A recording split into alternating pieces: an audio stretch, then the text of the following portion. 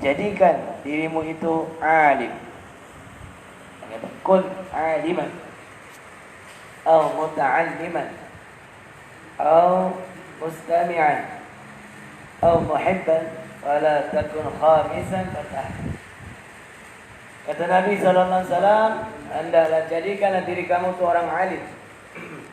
Jadikanlah dirimu itu orang alim atau orang yang muta'allim, orang yang belajar, atau orang yang mendengar ilmu pengajaran,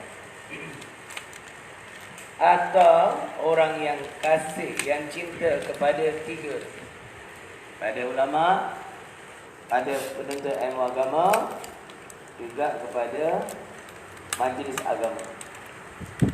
Bukan majlis agama Islam, majlis agama. Majlis agama Islam, ada sayang juga untuk orang Islam. Kata bala takun khamisan, tapi Nabi kata jangan kamu jadi orang yang kelima. Kenapa? Celakalah kamu. Alim pun tidak, menuntut ilmu pun malas, dengar pengajian dekat masjid surau pun tak mau dah. Kan? Dah tu pula benci pula dengan belajar agama. Kan ada. Ada pula pemimpin benci dengan belajar tasbih, pondok tasbih betul kan? Dia kena makuk ayah. Nabi kata kenapa? Lagi teruk, celaka. Nabi cakap celaka. Tak celaka lagi orang tu. Ya Karim. Nabi kata celakalah orang yang kelima tu. Kenapa? Orang yang kelima ni dah lah tak mengaji, dah tak jadi orang alim. Penuntut ilmu pun tak mau dah. Ngaji nak universiti orang putih je. Kan? Universiti Islam tak mau dah. Lepas tu, penuntut ilmu agama dibenci ni, tak ada masa depan lah. Kan? Macam-macam lah angkaan dia tu. Dia ke tuan-tuan? Orang yang mengajar ilmu agama tak ada masa depan. Kau tengok dia sudah lah ada pada kali tau. Tak ada masa depan. Ini banyak boleh, tapi dia nak satu. Kan? Mai yang datang tu, mai yang tengah jangan awak tu student. Nasibnya kena reject lah. Tuan-tuan yang dirahmati Allah, maksud kat sini Nabi bila kata kalimah kun, kalimah kun tu bahasa Arab ni makna fi'lul amri, fi'l amar. Fi'l amar tu ialah perintah. Perintah daripada Nabi wajib ditaati. Menyanggah Nabi batal iman. Menyalahi Nabi batal iman. Sebab apa? Dia panggil fi'al amar. Baik Nabi tak berhenti kat situ. Nabi baca kun aliman, Nabi tak berhenti kat situ. Kalau tidak, semua umat Islam wajib jadi alim. Semua kena jadi ulama. Sebab ada au. Kalimah au tu tadi menyebabkan kita umat ni ada pilihan. Tak jadi orang alim, tak jadi ulama. Tak dapat jadi bukan tak mau. Tak boleh nak dah. Mengaji dah bersungguh-sungguh. Tapi taklah sesungguh Ibn Hajar Asqalani. Imam Ibn Hajar 30 tahun mengaji tak dapat. Sebuntu otak dia. Dia lari daripada kuliah. Masuk dalam gua. Dia duduk dalam gua tu betapa. Ambil ketenangan dalam gua. Lalu dia nampak ada air menitik atas batu. Dia tengok kesan batu tu lekuk. Ni lekuk sebab kena air. Berapa lama dia kena air. Dia kata macam ni punya keras batu. Boleh lekuk, takkanlah aku punya hati ni tak boleh lembut dengan ilmu. Tak boleh dapat ilmu. Dia patah balik, dia mengaji berpuluh tahun lagi. Jadi dia ulama besar dalam mazhab Syafi'i. Jadi tak boleh nak jadi orang alim dah try, dah belajar dah, ataupun dulu peluang belajar tak terbuka dia. Sekarang baru dapat dah. Nak jadi orang alim dah terlambat. Dapat jadi orang yang faham agama sendiri, fardu ain lepas jadilah. Kan? Nak jadi ulama tak ada lah. Dan segan lagi macam-macam. Tak dapat, Nabi kata au muta'alliman, jadilah penuntut ilmu agama. Untuk ilmu agama, belajarlah maksudnya. Kalau belajar ni, dia kena ada alat tulis, dia kena ada buku untuk catat. Imam Syafi'i rahimahullah ta'ala, oleh kerana dia miskin, dia belajar, tak ada kitab. Tapi otak dia pick up. Apa yang ulama baca, hadis, ayat Quran, semua dia boleh ingat dalam kepala. Ni hadis apa, siap dengan sanad, siap. Itu pun dia ambil isyarat juga supaya menempati kata sebagai pelajar. Dia ambil idea dia tulis kat tapak tangan. Pakai lidi. Jadi tok guru dia tengok budak ni main liu pula. Yang lain ada buku, ada alat tulis. Dia tak ada. Jadi tok guru dia lepas dia habis kuliah dia panggil. Syafi'i pun datang. Tanya dengan dia. Bukan Masya Imam Abu Hanifah. Maaf. Imam Abu Hanifah. Jadi tanya. Kenapa main aliu? Waktu dia mengajar. Kata dah. Saya tak main tuan. Saya catat. Saya tak ada buku, saya tak ada alat tulis. Catat pakai liur je. Agak-agak liur je, agak-agak nampak isyarat. Betul ke? Cuba ulang balik apa yang dia ajar. A to Z dia ulang balik. Hebat kan? Yalah, otak dia hebat. Satu, pasal otak ni jadi hebat sebab dia kurang maksiat pada Allah. Banyak maksiat pada Allah, banyak pelupa.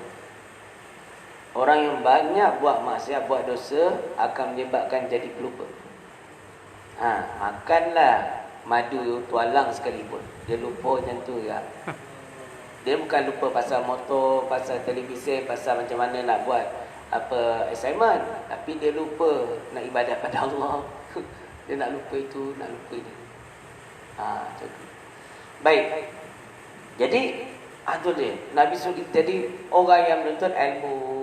Tak daya dah.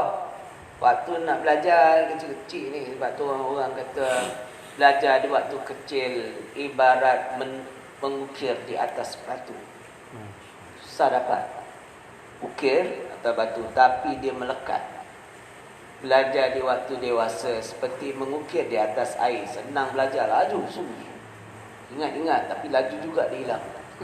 Apa lalu? Otak dah benar. Otak dah banyak saraf fikir. Fikir dunia lagi, fikir anak, fikir isteri, fikir rumah, nak kena bayar. Macam-macam fikir lah. Fikir diri sebelah, marah kita, semua ada. Jadi sebab hilang. Susah belajar waktu kita dah dewasa macam ni, belajar senang sangat lupa dengan apa yang kita belajar. Jadi belajar tu masa terbaik ialah waktu kecil. Tapi tak berarti kita tak boleh belajar dah. Boleh je belajar. Belajar sampai mati. Minal mahdi ilal lahdi, kata Nabi kan. Utlubul ilma, hendaklah engkau tuntut akan ilmu minal mahdi ilal lahdi, daripada engkau atau buayan sampai mati. Sampai liang lahat lah. Daripada buayan sampai liang lahat. Kemudian cuba jadi menuntut ilmu. Kenapa? Dia sangat dimuliakan Allah. Sehingga kan Nabi sebut dalam sebuah hadis, man talaba al-ilma taqaffala Allah ala rizqihi, atau kama qala. Kata Nabi, penuntut ilmu, dia tak cakap pun ilmu din, ilmu hisab, tak sebut. Dia sebut al-ilmu je. Orang yang talabul ilmi, itu pun al-ilmu. Kalimah alif lam ma'rifah tu bahasa Arab, maksudnya ilmu yang dikenali. Ilmu yang dikenali itu tak lain dan tak bukan ilmu syar'i, bukan ilmu akademik. Walaupun ilmu akademik itu ilmu Allah dan dia juga manfaat untuk dunia kita, tapi yang dimasukkan dalam hadis Nabi ni tadi ialah ilmu fardu ain, fiqh, tauhid, tasawuf, ilmu Quran, ilmu hadis. Maksudnya ilmu yang ada isi Quran, isi hadis tu dipanggil fardu ain. Kalau belajar konsep mempelajari ilmu mustalahul hadis dipanggil fardu kifayah. Tapi kalau yang tauhid, akidah tu, fiqh, bab ibadat, dan tasawuf, bab nak mencantikkan hati, membersihkan hati ni, dia panggil fardu ain ni. Jadi Nabi kata orang yang menuntut ilmu macam ni, maknanya ilmu agama lah, budak tafiz, budak ngaji pondok, budak ngaji pengajian ilmu agama ni, ngaji Quran dan sebagainya. Allah pelihara rezeki dia. Rezeki kita ni semua Allah pelihara sebenarnya. Tapi ni dengan maksud Allah jamin dah rezeki penuntut ilmu. Sebab itu orang yang menuntut ilmu agama Allah ni rezeki dia tak susah. Sebab yang jamin ni siapa? Allah dan Rasul. Daripada mulut Nabi memberitahu pada kita, ya Allah jamin. Jadi kalau kita hantar anak kita pergi ngaji pondok, ngaji tapis, tak ada sijil sekalipun, jangan takut, jangan kata dia mati kelaparan. Tak. Belum pernah ada dalam sejarah dunia ulama mati kelaparan. Tak ada dah. Pulau dalam semak mati dah. Sebab apa? Allah dan Rasul dah jamin rezeki dia. Kalau orang yang berniaga belum dapat jaminan macam Nabi bagi tahu, tak ada. Nabi cuma kata 99 tanda rezeki itu datangnya daripada perniagaan. Tapi ada juga kata-kata ulama 9 daripada 10. Kan? 1 orang yang mencari, yang tampil padi bagai. 9 ni perniagaan. Tuan yang dirahmati Allah, soal rezeki ni Allah dah tetapkan takluk azali dah. Tak kira kita ni jenis apa, Allah akan bagi kita rezeki selagi kita hidup. Cuma daripada sudut syar'i ni kita wajib usaha lah. Jadi usaha ni tangga kejayaan. Nabi sebut man jadda wa jada. Nak berjaya, orang yang berusaha pasti berjaya. Jadda. Man jadda wa jada. Bukan man janda wa jada. Jadi siapa yang benar-benar berusaha, berjayalah dia, kata Nabi. Kan? Based on niat dia. Siapa yang berhijrah bersungguh-sungguh, kata Nabi, ke arah dunia, dia dapat dunia. Siapa yang bersungguh-sungguh ke arah akhirat, dia dapat akhirat dan dapat dunia. Itu beza dia. Orang yang kejar dunia, dia dapat dunia je. Kalau dia dapat, biasanya tak dapat dah. Asyik MLM, nak kayu, kaya ada. Niaga longkok. Makin kan jatuh orang macam-macam lah sebab. Ada yang berjaya, Allah bagi jaya juga. Tapi kalau orang ambil akhirat, pasti dunia dia dapat. Dunia akan jadi jambatan dia. Seperti Nabi sabdakan, Nabi kata apa? Ad-dunya mazra'atul akhirah. Bermula dunia ni jembatan ke akhirat. Jadi kau jangan tinggal dunia. Sebab dia jambatan nak ke akhirat. Kan jembatan tak ada, macam nak pergi. Wah, mentang-mentang nak ambil akhirat, tinggal terus. TV dia angkat, dia balik dia kasih pecah. Bau keluar 40 hari ke bang, balik. Semua maksiat. Dia ambil radio dia, dia hempas kat bawah plate, ke depan. TV dia hempas ke bawah, ke depan. Hukumnya haram. Kau tak boleh pakai TV dengan radio tu, bagilah orang yang nak pakai. TV tu benda harus. Dia bukan benda haram. Dia jadi haram, kita salah guna, tak pandai guna, tak. Dia lah haram. Ada TV, ada handphone, kita tengok cerita Blue, malah haram tak? Cuba tengok kat dalam tu buat pengajian ke, Ustaz Abdul Somad ke, Ustaz Zaidrus ke, dapat pahala. Jadi tuan yang dirahmati tu dia. Penuntut ilmu, Allah dah jamin rezeki dia. Rezeki dia dan rezeki orang yang menuntut ilmu, alim ulama ni kita tak boleh faham. Sebab janji Allah di dalam Quran, surah dan ayat yang selalu orang tampal dekat restoran. Ayat 1000 dinar kata, "May yattaqillaha yaj'al lahu makhraja wa yarzuquhu min haitsu la yahtasib." Ila akhir. Barang siapa yang bertakwa kepada Allah, nescaya Allah beri dia jalan lepas segala masalah. Masalah dunia ni, masalah perniagaan ni, masalah itu, masalah ni, Allah bagi dia lepas. Dan Allah kurniakan rezeki kepada orang yang bertakwa ni dengan jalan yang dia sendiri pun tak sangka. Apatah lagi orang lain. Dia pun tak sangka, orang lain lagi tak sangka. Janji Allah, syarat ni takwa. Siapa orang bertakwa ni?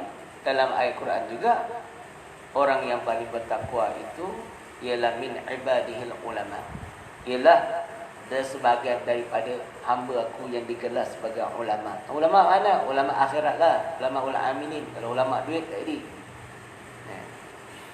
Jadi yang paling bertakwa tu dialah orang-orang yang Allah kurniakan ilmu. Dia paling bertakwa. Apa makna takwa? Buat apa yang Allah suruh, tinggal apa yang Allah larang.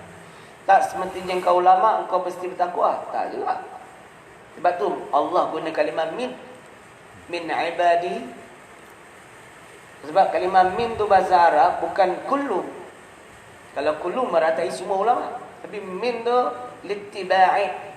Kena ngaji bahasa Arab. Jadi orang yang mengaji bahasa Arab dia faham kalimah min dia, tapi maksud dia faham dalam. Apa dia? Iaitu sebahagian daripada ulama. Bukan semua. Ini ada ulau dan semak lah maksudnya.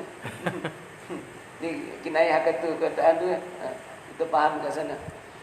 Jadi ada ulama yang jenis nak dunia, ada ulama juga jual agama dia dengan nilai yang sedikit dunia, wal-iyazabillah. Jadi yang paling jahat juga kata Nabi, yang Nabi khawatir, yang paling takut bukan Dajjal tapi ulama. Nabi takut. Nabi yang aku paling takut iaitu ulama yang jahat, ulama su. Kenapa? Boleh menyesatkan umat. Anytime dia cakap orang ikut habislah. Wahabiyul, ulama ni ulama yang jahat lah. Kerana apa? Mengajar orang dengan kesesatan. Itu Nabi takut tu. Dalam hadis Nabi tak sebut Wahabi, tapi Nabi datangkan kinayah yang kita faham. Di akhir zaman akan bangkit satu kaum muda-mudi. Kaum muda-muda. Sangat jelas pada 60-an 70-an panggil dia kaum muda, terus kaum muda. Iaitu orang muda yang mulut mereka, perkataan mereka sebaik-baik perkataan. Cakap Quran, hadis, mustalahul hadis, Quran tu dia tafsir, Quran hadis. Sebaik-baik perkataan. Tapi iman mereka tidak melepasi kerongkongan mereka itu. Jika aku hidup pada zaman itu, nescaya aku perangi mereka, kata Nabi. Siapa orang? Tentang yang drama, siapa lagi kalau bukan orang yang nak menyesatkan orang Islam, yang mengkelirukan amalan orang Islam. Waliyazabillah tu Nabi sangat khawatir pada golongan ulama, orang yang pencerdik pandai. Jadi tuan-tuan yang dirahmati Allah tu muta'alliman. Tuan-tuan sebenarnya ini sebahagian daripada kehidupan harian pelajar pondok Darul Mutakin. Tiap bulan pukul 5, 4.30 dia bangun, pukul 5 dia akan mulai subuh. Lepas subuh dia wirid. Wirid tadi itu sikit kan. Dia orang ni kena wirid. Lepas tu dia ada baca Yasin. Dia akan habis duduk dekat tempat dia duduk ni. Kat mana dia solat, kat itu dia kena duduk sampai duha. Yasin je kita buat halakah. Sampai duha baru dia bangun daripada tempat tuan-tuan duduk ni untuk buat aktiviti gotong royong. 8.30 baru dia makan. Hari-hari itulah dia punya amalan. Isnin, Khamis, puasa. Jadi tuan-tuan, alhamdulillah telah berjaya menghadapi sebahagian daripada kehidupan pelajar pondok. Allah. Kita tak dapat makan atas dulang, kita makan dalam dulang. Tapi dah resep SOP ni, pondok pun kena buat benda yang sama. Tak boleh dalam dulang lah. Cuma dalam pinggan. Pinggan tu lah pinggan pakai buah. Kalau ada pinggan biasa boleh kat lah basuh, siapa nak basuh, buang, pakai buang. Jadi alhamdulillah tuan-tuan dapat itu. Dapat. Diorang lepas je Yasin, diorang duha. Lepas solat duha baru diorang keluar. Yang matahari dah segala baru diorang keluar. Hari-hari macam tu amalan ni. Masya Allah. Jadi kehidupan di pondok ni mengajar mereka bagaimana hidup cara sunnah, mengamalkan agama seharian. Dia lepas maghrib, diorang akan baca Quran sampai jam 10. 10 tu baru isyak. Ramai orang keliru tau. Orang ingat bila masuk dia waktu mesti azan. Masuk dia waktu mesti azan. Salah. Azan bukan sebab masuk waktu. Azan sebab nak mendirikan solat jemaah. Ataupun sebab nak mendirikan solat. Dia azan ni ada beberapa sebab. Satu, sebab nak mendirikan solat, azan. Masuk waktu, syarat sah bagi azan. Azan untuk solat. Di antara syaratnya iaitu azan ni di dalam waktunya. Nah, kalau luar waktu dia tak jadi azan untuk panggil orang solat, dia panggil azan lain. Kemudian ada sebab azan ini sebab nak menghalau syaitan. Nabi sebut al-azanu muttaridatun lisyayatin atau kama qala. Azanlah untuk azan itu kata Nabi menghalau bagi syaitan. Ni tok bomo ambil ni hadis Nabi ajar. Oh, hadis Hafiz. Bukan seru. Masuk bukan. Azan kat sini lagi. Jadi Nabi suruh ni azan kat telinga tengok kawan-kawan kita time azan pun dia bersembang pergi kedai kopi lagi. Kau lalu Zuhur, lepas Zuhur kau pergi kau azan. Allah. Dia masuk setan tu, biar setan lari sikit. Dia kena azan tu kaifiat lah. Kaifiat untuk ala syaitan. Ala kat rumah, nak pagar rumah pun pergi kat tengah-tengah siang seri tu azan. Ataupun azan penjuru. Ini semua menghalau syaitan yang ada dekat situ, jin yang ada dekat situ. Nabi dah ajar dah banyak perubatan Islam ni. Nabi ajar sebenarnya. Kalau dengan diri sendiri malam. Azan dah banyak-banyak kali. Afsan kau azan ni, aku nak halau syaitan ni ada dan diri aku ni susah benar nak solat. Boleh. Ataupun minta bini kita azankan kita. Macam mana waktu aku tidur subuh bangun lambat, asal tidur je pukul 8 mau bangun. Asal tidur je mata air segala mau bangun, pesan kat bini kalau abang bangun lambat, subuh tak bangun kejut-kejut tak bangun azankan. Talqin kan. Talqin kan. Talqin kan tu. Tu dia kan. Allahu Akbar. Jadi kehidupan di pondok macam ni lah tuan-tuan. Jadi jangan ingat orang yang mengaji agama itu dia tak ada rezeki atau kurang rezeki. Tak, rezeki dia malahan sangat banyak dan tak disangka-sangka Allah punya. Contoh nak pakai pandai gali gaji berapa boleh pakai? Cakap terang lah. Ghalibnya orang kuang dia makan tak habis lah. Boleh pakai pandai gali gaji kan? Kita nak bakar arwah pun sakit-sakit susah. Tapi Allah bagi senang ni kenapa? Boleh jadi dua. Satu ujian untuk orang yang pakai tu, yang kedua boleh jadi istidraj. Alhamdulillah. Macam mana istidraj? Pakai motor besar tu, tak sampai ke masjid. Motor sampai Changlun sampai, Anyan sampai, Phuket sampai, majlis ilmu depan rumah sampai. Tu tanda istidraj. Tapi tuan-tuan insya-Allah dah terbukti bukanlah.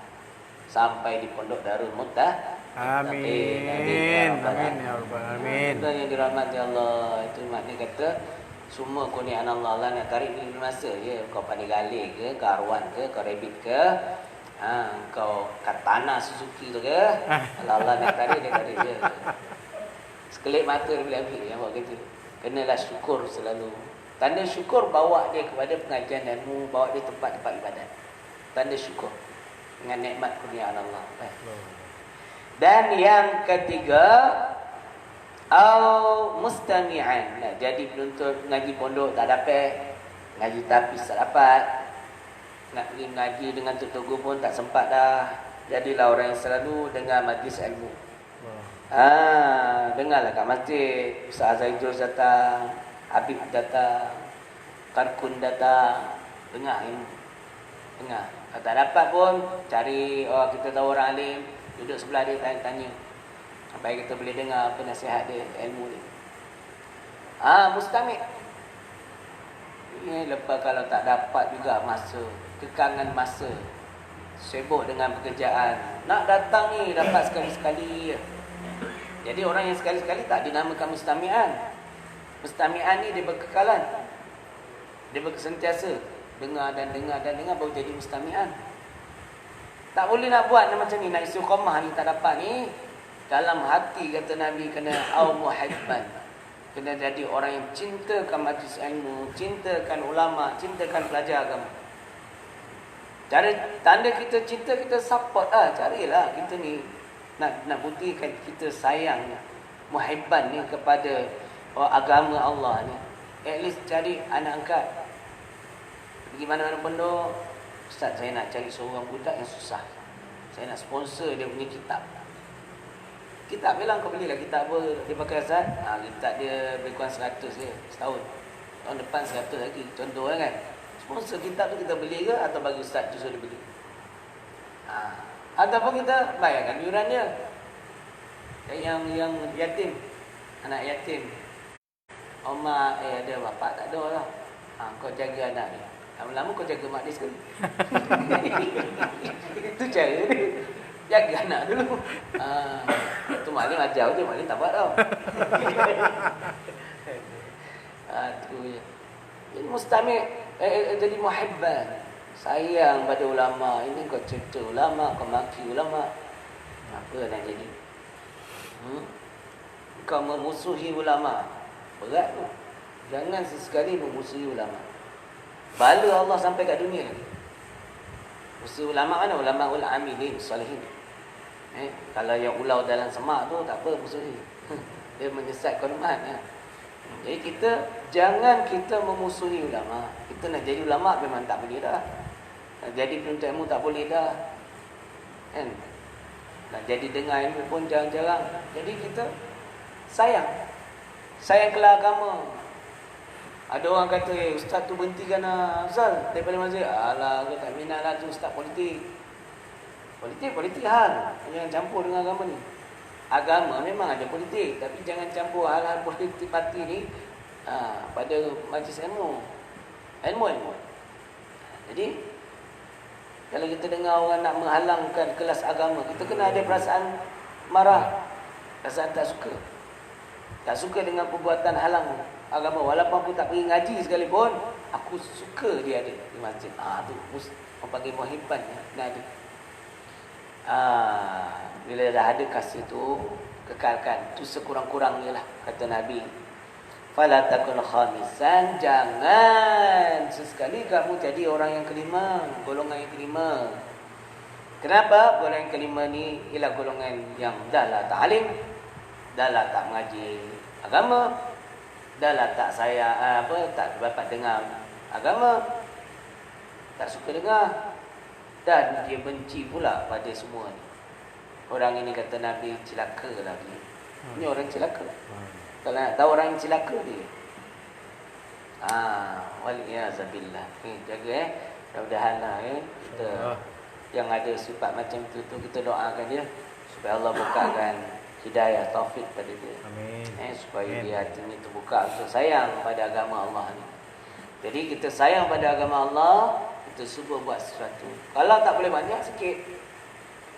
Tak boleh semua, jangan dengan semua. Itu kaedah dia. Kan? Dapat datang macam ni, subhanallah. Ini pun pilihan Allah je. Yang boleh datang pondok dapat takir ni pun pilihan Allah je. Sebab saya berdoa pada Allah dulu. Orang-orang yang pilihan dia Allah datang. Kemudian orang di pondok ni, pelajar sendiri di pondok ni, saya memang minta dengan Allah, yang mana tak mau mengaji, bawa balik semua, Allah akan keluarkan. Memang banyak yang begitu. Dia tak boleh kekal kat sini. Termasuk orang yang berkhidmat. Kalau dia tak betul dengan pondok, saya minta Allah keluarkan dia daripada pondok ni. Dia pergi tempat lain lah. Maksudnya, dia tak boleh duduk di pondok ni dalam keadaan niat dia macam tu. Dia kena ubah. Kalau datang nak berubah, insyaAllah dia dapat perubahan. Allah beri dia kemudahan untuk dia beramal soleh. Ada juga yang kedebe, yang ketegak, taiko, datang sini, Allah ubah dia. Jinak dengan agama dan sebagainya. Wallahu a'lam bisawab. Itulah dia tuan-tuan tazkirah yang sedikit berdasarkan satu buah hadis yang mudah-mudahan kita dapat amalkan lah. Dapat mengambil pengajian, dapat ambil ibrah, perhatian penuh dengan hal yang Nabi beritahu kepada kita. Wallahu a'lam bisawab. Wabillahi taufiq wal hidayah. Assalamualaikum warahmatullahi wabarakatuh. Dan juga saya ucapkan ribuan terima kasih kepada tuan-tuan yang sudi hadir ke Pondok Darul Muttaqin. Mudah-mudahan tuan-tuan semua mendapat rahmat Allah, balik bukan dengan tangan kosong, tapi balik dalam keadaan penuh dengan keberkatan. Amin. Wallahu a'lam bissawab. Sedangkan pada saudara Ayul untuk kita punya program seterusnya. Apa